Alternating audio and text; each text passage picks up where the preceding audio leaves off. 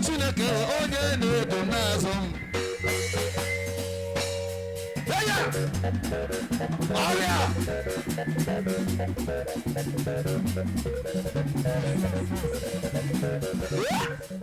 And why do we do feet washing in this church?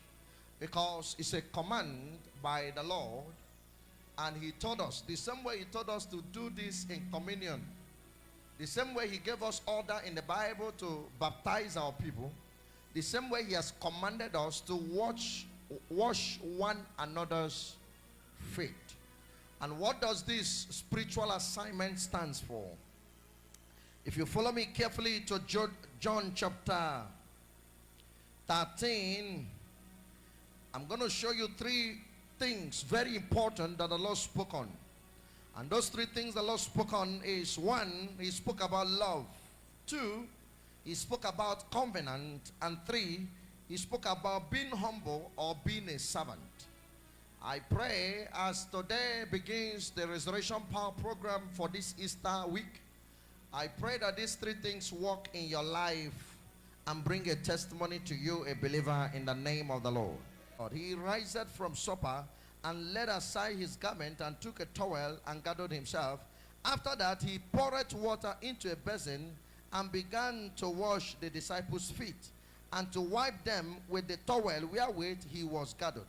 Then cometh he to Simon Peter.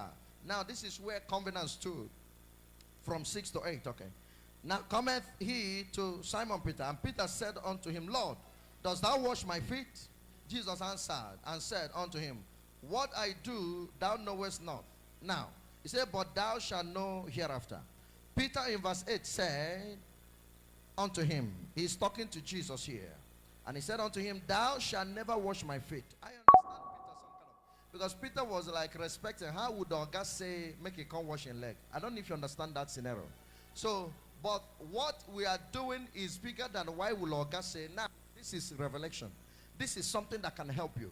This is what can prepare your race that you're running. Now, what did Jesus answer to Peter when Peter said? Then Peter said unto him in verse 8, Thou shalt never wash my feet. Jesus answered him, If I wash thee not, thou hast no part with me. Now, understand that revelation. Thou have no part with me. Now, washing of feet is a covenant. This Bible said we should do it. Jesus said, after I do this to you, my disciples, now begin to do it to one another. He said, it's an example of a covenant. Peter said, no, you can't do it. He said, Peter, no, I understand where you're going, but you need to do this, because if you don't do it, you have nothing between the two of us. Meaning that what that thing signifies is covenant. It signifies love. It signifies, again, covenant. Somebody say covenant. So tonight, you're about to have covenant with Jesus.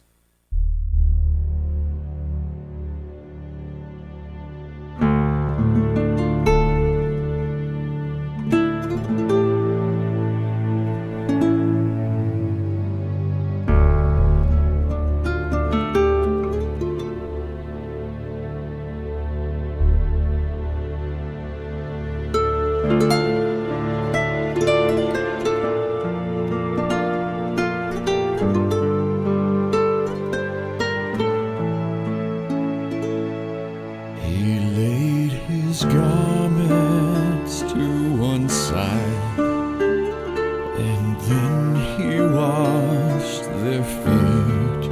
It was the servant's role to wash the dust from off the street.